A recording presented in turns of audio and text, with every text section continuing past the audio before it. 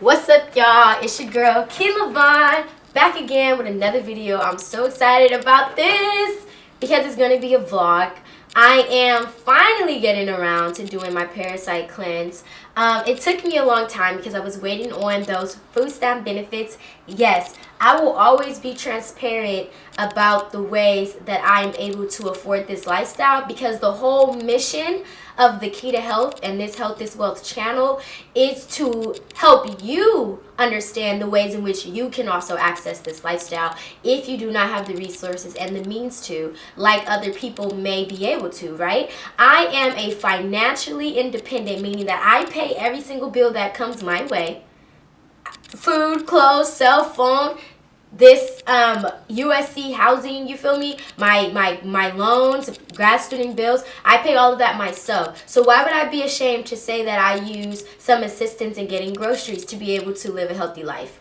I won't, and you shouldn't. And also, the more transparent that we are about it, the more we can break down these harmful stereotypical narratives about black folk or people of color being on government assistance, so forth and so and so on. Those things are more than false, right? Meaning, like, black people are not the highest race of people using EBT or CalFresh benefits, right? So first of all, let's make sure that people got their facts straight, and also let's work to change the story. So yes, I was waiting on getting those benefits because I did not have money to buy the food for the cleanse that I would have needed, because it is a lot of greens and stuff like that, as you will be able to see in my grocery store haul in this video. But so I'm going to break down the cleanse, where I got it from, and also I didn't buy this cleanse. It was a gift from a friend who is also doing the cleanse, and they also got me one, and which was really nice. So I'm really appreciative of that. But I'm gonna leave the link to where she got the cleanse from, and I'm gonna be reading y'all the instructions, what I can and cannot eat on the cleanse, and we're gonna break down these two things. All right. Okay, so this is the actual Parasite cleanse, 100% organic bitter herbal blend, and so it says helps eliminate intestinal parasites, mucus, waste, candida, helps balance gut flora, improves digestion, supports healthy kidney and liver functioning, cleanses and detoxifies the body. The bitter herbal blend is handcrafted using only the highest 100% organic herbs, designed by nature, blah, blah. So directions for use. This one is supposed to add 2 tablespoons into a quart-sized mason jar, along with the herbal digestive blend, which is this, right? Carefully fill the jar with boiling water and cover with a lid. Steep for a minimum of 4 hours up to overnight before straining and drinking. So mine is actually steeping right now because I forgot to do it last night. So I haven't even drank it yet, but y'all will see that. And then the ingredients is wormwood leaf, dandelion leaf, milk thistle seed, burdock root, black walnut powder, and clove. That's the Parasite cleanse part. And this is the digestive blend. So you're supposed to add 1 to 2 tablespoons into a tea cup and cover with boiling water. Steep for 8 to 10 minutes before straining and drinking. If you're only doing this, those are the instructions. To only steep this for 10 minutes and drink it as a tea, right? But if you are trying to do the cleanse and you're trying to mix these two together, it has directions for use with the Let's Be Vegan Herbal Parasite Cleanse. Add 2 tablespoons to a quart-sized mason jar, blah, blah. So basically you put them together, same thing. And the ingredients in this are slippery elm, which is really good for you, and they also have it in the liquid form. I follow a woman on Instagram who's really inspirational, and she adds slippery elm to her smoothies like every day with chlorophyll, and she swears by it, especially for women's health. She said it makes your pum, fresh and nice and, juicy and stuff. And also it has a lot of other benefits that I'll try to put at the bottom of the screen. Marshmallow root, senna leaf. So these are these. It says you cannot take it while you're pregnant, breastfeeding, or trying to become pregnant. Same thing, you can save this one for up to 6 months as well. So these two got put into a mason jar, and they have been steeping for like, I guess, 2 hours now. And so then it also comes with this. And this is white powder, and it's called the food grade diatomaceous earth. So you're supposed to mix 1.5 tablespoon to 1 tablespoon and teaspoon in 8 ounces of water and drink first thing in the AM on an empty stomach. So this is the only thing that I've drank today. This is the only thing that I've put in my body today. And it wasn't, I'm going to show y'all me drinking it. So you'll see. So the website that it was bought from is called letsbevegan.com. And this is the foods to eat and don't eat. So foods to avoid. Let's just go over that because it's a shorter list. Meat, dairy, seafood. I think this goes without saying, but I guess this is just a general list for people who may not be plant-based yet and they're trying to do this Parasite cleanse. You absolutely cannot. If you are watching this and you don't plan on being vegan after the cleanse, but you want to do the cleanse, that's fine. But you absolutely cannot eat the things that bring on parasites, right? Like, that's working against it. Pasta, flour, baked goods, sugar, maple syrup, agave syrup, rice, potatoes, mangoes, plums, peaches, nectarines, kiwi, corn, high sugar juices, soda, tofu, seitan, tempeh, coffee, mushrooms, and bananas. So I have no problems with any of this. I really do enjoy and love mango. Trader Joe's has like the best dried mango ever. Like, it's so natural and like just, oh, it's so good.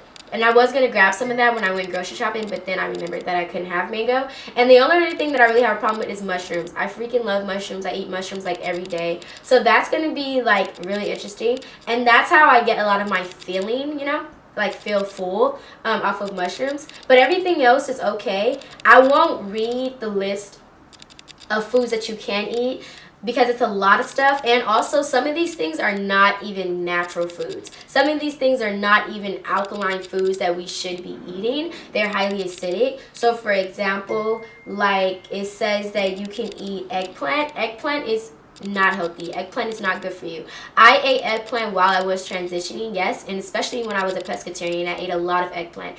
Eggplant is not good for you because it has the same properties, so nicotine basically. That's what you can compare it to. And when it's cooked, it lets off harmful fumes that are really not good for you to intake.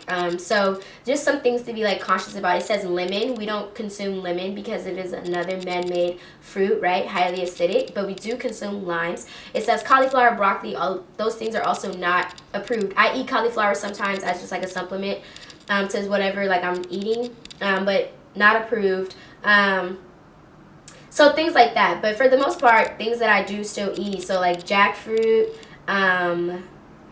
like see it says like asparagus and artichokes, also not approved. But papaya, nuts, coconut berries, pumpkin, squash, pumpkin seeds, ginger, chickpeas, quinoa, zucchini, coconut oil, oats, those things, kale, of course, coconut milk. Those are some of the things you can't eat. Nut milks, like you can't eat those. So, and as long as avocado was on the foods to eat, we good. We good. So, I'm going to, this is day one. I'm going to walk y'all through what I'm going to eat today. I'm going to be trying to do mostly raw foods, but some of the foods won't be so raw. So, today I'm not going to eat, I am going to eat a salad tonight, right? But I'm going to show y'all what the first thing I'm going to be eating for today is. So I'm excited. You don't have to drink the teas on an empty stomach. You just have to drink enough tea. Oh, wait. I'm sorry. I'm supposed to read the instructions. Let's get to it. Let's get to it so I can tell y'all how many times are, yeah.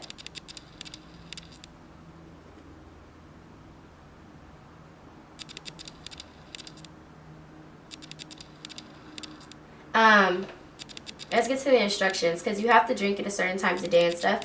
So it tells you how to prepare it, and it blah blah blah blah blah blah blah. So it says what to expect while cleansing. So what happens during the cleanse? During the cleansing process, you will be required to drink 3 to 4 cups of the herbal tea each day for a minimum of 2 weeks. So this is a 2-week cleanse, and I have to drink 3 to 4 cups of the tea each day. I don't even think the mason jar that I have is big enough. Which I'm gonna buy a bigger mason jar because I don't even think it's big enough for 3 to 4, you know, you get what I'm saying. Okay. I haven't ate, so excuse my blank mind. So you would then take a break from drinking the herbs for 2 weeks, and then you repeat the process. So for a minimum of 2 weeks, you're gonna drink it, and then you take a 2-week break, and in that 2-week break, you still can't be doing things like I'm not going to be drinking like at all. I'm not going to be drinking at all. And I'm not going to be eating any like I still have a bad habit of eating like French fries sometimes if I'm out and I'm hungry and it's the only thing. So like this is really just challenging me to be even more disciplined than I am and be like even better person and even healthier than I am. And I'm really, really excited about it. It is important to maintain a clean diet throughout the cleansing process, including the break period, right? So how will I feel? Are there any side effects? So detox symptoms are common with any cleanse. This is due to the large amount of toxins leaving the body. Some of the most common symptoms are headaches, runny nose, occasional breakouts, diarrhea, gas, bloating, upset stomach, muscle aches, cramps, fatigue, and frequent bowel movements. All of these things come with the territory, right? And all of those things that were listed are the same things that people who are not taking care of themselves and are eating very poorly are experiencing on the everyday, right? So the fact that this is going to come from me cleansing my body and not me doing harm to my body, right? As long as I make sure to drink tons of water and eat all of these yummy foods that I got at the grocery store, I am not afraid of having some headaches and all that stuff. When I transitioned to going vegan, I expelled so much mucus, and I also felt very similar side effects, right? Because my body was, in a way, detoxing itself from eating meat and dairy and from eating like a lot of those sugars that I was eating. So we're ready. So it says it's important to stay active by walking and stretching. So I work out at least 4 to 5 times a week as it is. So of course I still will be walking and stretching. I'll be doing some stretching videos from YouTube like here in my home, and also still trying to like run on the treadmill and still trying to do a little weight lifting. I just have to make sure that I really am eating a lot of good stuff. So I got some smoothie stuff and stuff like that. So this will help reduce bloating and gas that can occur. The best way to handle detox is to make sure you drink enough water. It is recommended to drink as close to a gallon of water as possible each day. This will help to flush out any toxins and prevent dehydration. However, if you have any underlying health issues or begin to experience any of these symptoms excessively, discontinue use and consult your physician. How often will I have bowel movements each day?